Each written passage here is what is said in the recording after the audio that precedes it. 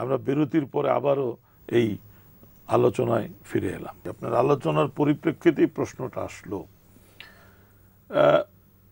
ধরেন যে সমস্ত সরকার জনগণের চিকিৎসার জন্য 12 টাকা, 15 টাকা, 20 টাকা দিতে পারে না, সেই সমস্ত সরকারের এই কোটি কোটি বিলিয়ন বিলিয়ন ডলারের অস্ত্রসজ্জা, সমরসজ্জা এবং ক্রমাগত ইয়েতে অস্ত্রের প্রতিযোগিতাতে নিজেদেরকে ব্যক্ত করার আসলেই কি কোনো অধিকার আছে?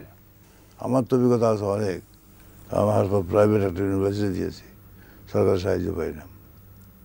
আমি আমার অনেকগুলো আউটডোর রোগী দেখি, দিনে 150 থেকে 200 রোগী আসে।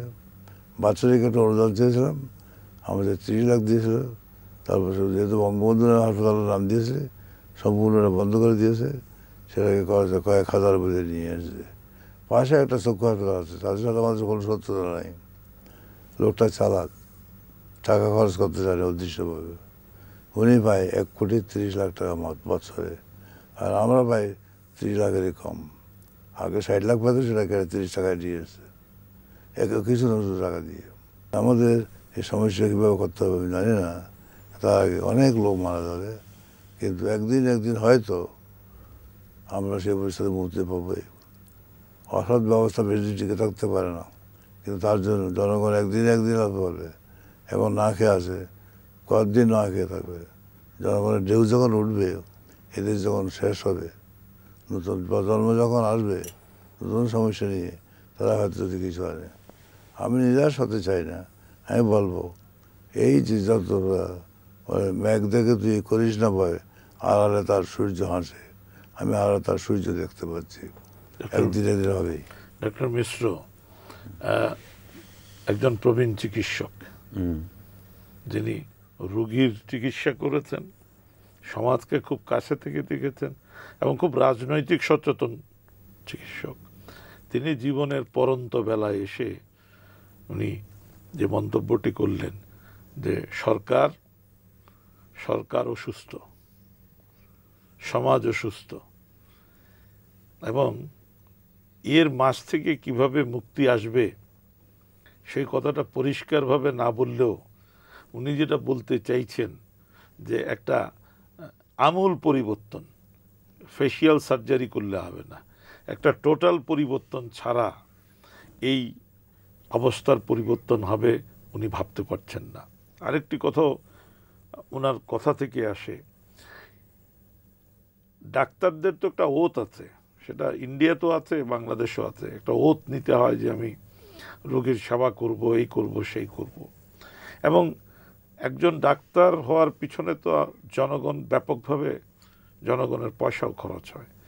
এই মনোবৃত্তি যদি না পাল্টায়, চিকিৎসাটা কলকাতা কেন্দ্রিক, ঢাকা কেন্দ্রিক, বোম্বে কেন্দ্রিক, চিটাগং কেন্দ্রিক যদি থাকে, তাহলে লক্ষ লক্ষ আওয়ামের, সাধারণ মানুষের ব্যাপারটি, যেটা আপনি আগেও বলেছেন, সুদূর পরাহত থাকবে। কিন্তু আমার প্রশ্নটা হলো, এটার পরিবর্তনের জন্য কিছু ভাবছেন? আমরা যেটার উপর জোর দিই, যেটা আমি বললাম আগে, যে স্বাস্থ্য একটা অধিকার, সেই অধিকার বোধে মানুষকে জনস্বাস্থ্য আন্দোলনে সামিল করা, এটা খুব গুরুত্বপূর্ণ ব্যাপার। এবং তার সম্পর্কে, স্বাস্থ্য সম্পর্কে চেতনাবোধ দেওয়া, তাদের এইসব কর্মসূচির রূপায়নে তাদের অংশগ্রহণ সুনিশ্চিত করা, পরিচালন ব্যবস্থায় তাদের অংশগ্রহণ সুনিশ্চিত করা, গণতন্ত্রীকরণ করা ইত্যাদি। সেটা সরকারের যদি একটা রাজনৈতিক সদিচ্ছা থাকে তা সম্ভব, এবং যে সম্ভব তার খানিকটা অভিজ্ঞতা আমাদের আছে, আমাদের এখানে আছে। যে গ্রামের পর গ্রাম, আমরা সারা দেশের মধ্যে প্রথম পুরস্কার পেয়েছিলাম যে এই যে শৌচাগার তৈরি, গ্রামে প্রত্যেক বাড়িতে একটা শৌচাগার তৈরি করবে নিজেরা। এখানে সরকারের ভর্তুকি নামমাত্র, নিজেদের শৌচাগার তৈরি করছে।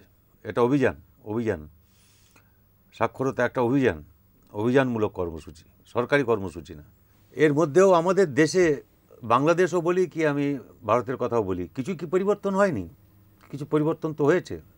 মানুষের কিছুটা সচেতনতা বেড়েছে, কিছুটা অধিকারবোধ বেড়েছে, সরকারের উপরে চাপ বেড়েছে, আমি যেরকম ঠিক জানি না, ডক্টর প্রফেসর ইসলাম বলতে পারবেন, আপনারা বলতে পারবেন, যে আমি দেখি কাগজপত্রে যে বাংলাদেশের যে স্বাস্থ্যসূচক গত কিছু সময় যাবৎ আমরা দেখতে পাচ্ছি উন্নত হয়েছে, এবং স্বাস্থ্য খাতে মোট সরকারি ব্যয় বেড়েছে। আমাদের দেশে, ভারতে এখন এটা 1% কাছাকাছি মোট আভ্যন্তরীণ উৎপাদন, গ্রস ডোমেস্টিক প্রোডাক্টের। বাংলাদেশে বেশি, বাংলাদেশে একটু তার চেয়ে বেশি, আমাদের 1%-এর চেয়ে সামান্য একটু বেড়েছে, কিন্তু এই অনেক বছর ধরে 0.9 থেকে 1 কততে এর মধ্যে ঘোরাফেরা করছে। এখন এই বিনিয়োগ দিয়ে আমাদের মতো একটা উন্নয়নশীল দেশে, আপনি এসব বললেন, কিসে কি খরচা করবে, মানে কি যুদ্ধ বিমানে খরচা করবে নাকি স্বাস্থ্যের পুষ্টি, শিক্ষা এসবের জন্য খরচা করবে, তো সেটা একটা অগ্রাধিকার ঠিক করতে হবে। সেটা অগ্রাধিকারটা এখনও স্বাস্থ্য পাচ্ছে না, স্বাস্থ্য শিক্ষা এসব পেল না। কিন্তু পরিবর্তন হয়েছে, বাংলাদেশেও পরিবর্তন হয়েছে, ভারতেও পরিবর্তন হয়েছে। যেসব শিশু মৃত্যুর হার, মায়েদের মৃত্যু হার যা ছিল নিশ্চয়ই কমছে তার তুলনায়, কিন্তু পার্থক্য এখানে আমরা 35, ভারত হচ্ছে 53, কেরালা হচ্ছে 12 শিশু মৃত্যুর হার, ইনফ্যান্ট মর্টালিটি রেট। সারা দেশের এখন শেষমেশ হিসাব হচ্ছে 53 জন, মানে হাজারে, যেটা 35। কেরালা হচ্ছে 12 মানে হচ্ছে যে কোনো উন্নত বিশ্বের সঙ্গে, উন্নয়নশীল বিশ্ব না, উন্নত বিশ্বের সঙ্গে যা তুলনা করা যায়। আমার কাছে মনে হয়, আপনাদের কাছে মনে হয় কিনা, আমাদের যে চিকিৎসা বলতে আমরা যেরকম অ্যালোপ্যাথিক চিকিৎসা বলছি, এবং এই চিকিৎসা যেভাবে পণ্য হয়ে গেছে, এবং এই চিকিৎসাটা ক্রমাগত যেভাবে নিজের দাম হাঁকাচ্ছে, এই চিকিৎসা আপনি গণমানুষকে আপনার তার স্বাস্থ্যের নিশ্চয়তা এই চিকিৎসা পদ্ধতিতে দিতে পারবেন না।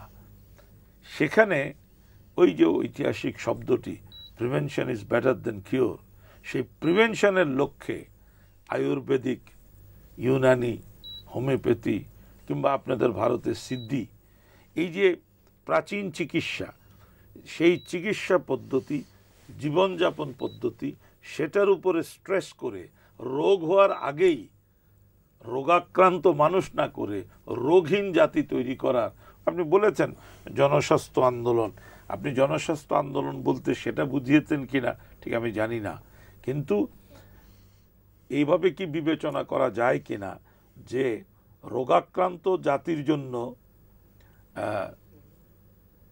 জাতি হওয়ার চেয়ে রোগহীন জাতি তৈরি করাটা অনেক বেশি জরুরি, এবং সেটার answer is not allopathy in all the cases.